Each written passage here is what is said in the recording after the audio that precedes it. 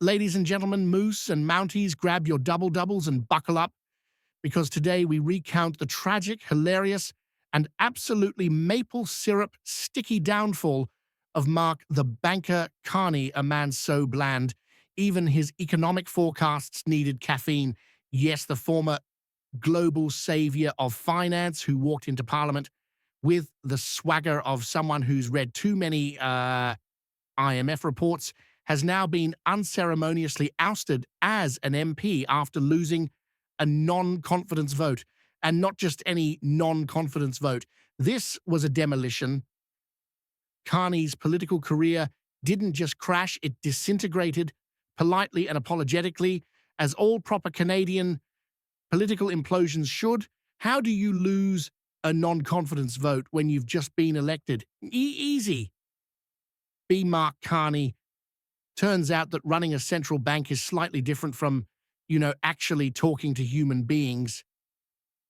His first speech in the House of Commons, a TED Talk wrapped in jargon and sprinkled with climate-conscious buzzwords.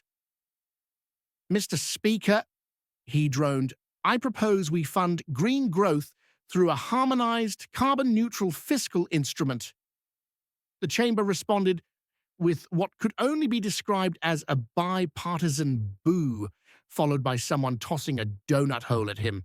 Even worse, Carney accidentally voted against himself on the confidence motion. Apparently he thought yay meant yay.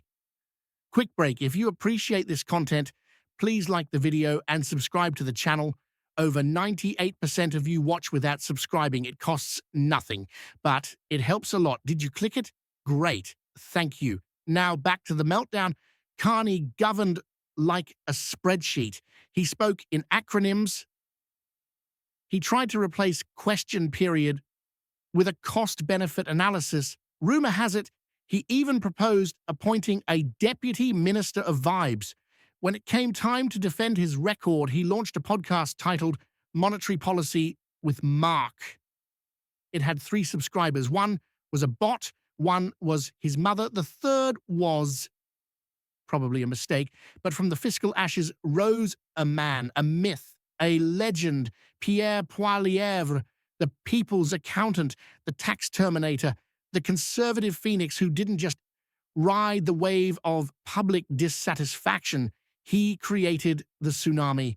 While Carney debated whether Canada should align its macro-prudential objectives with net zero metrics, Pierre was talking to actual Canadians about rent, eggs, and why buying a house shouldn't require selling a kidney. Pierre walked into Parliament like he owned the place, sunglasses on, Tim Hortons in hand, the Canadian flag practically waving itself behind him. At his first rally, he thundered, "My friends, the time for bureaucratic babble and carbon cults is over. The era of common sense begins now." The crowd erupted. Somewhere a moose wept with joy. Someone threw a plush beaver onto the stage. A timbit rained from the heavens.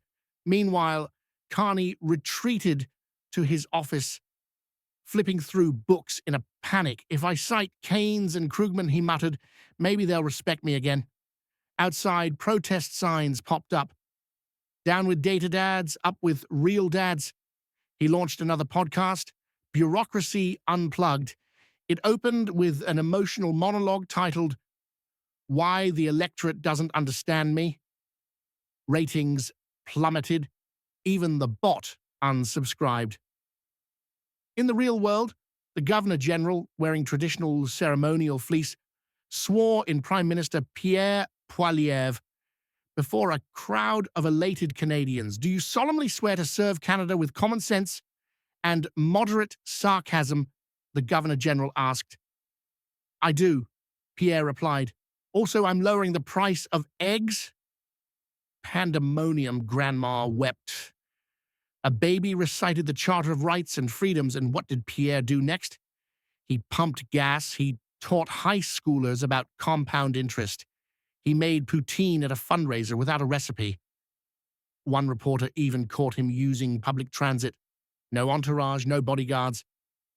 Just a man and his Presto card. Headline, Poilievre takes bus, still smells like freedom. Mark Carney, meanwhile, faded gently into the grey velvet background of Canadian think tanks.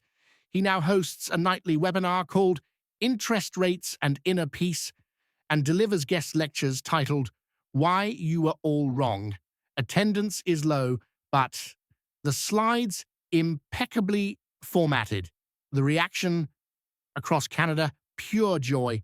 I didn't know what a central banker was until one ruined my grocery bill.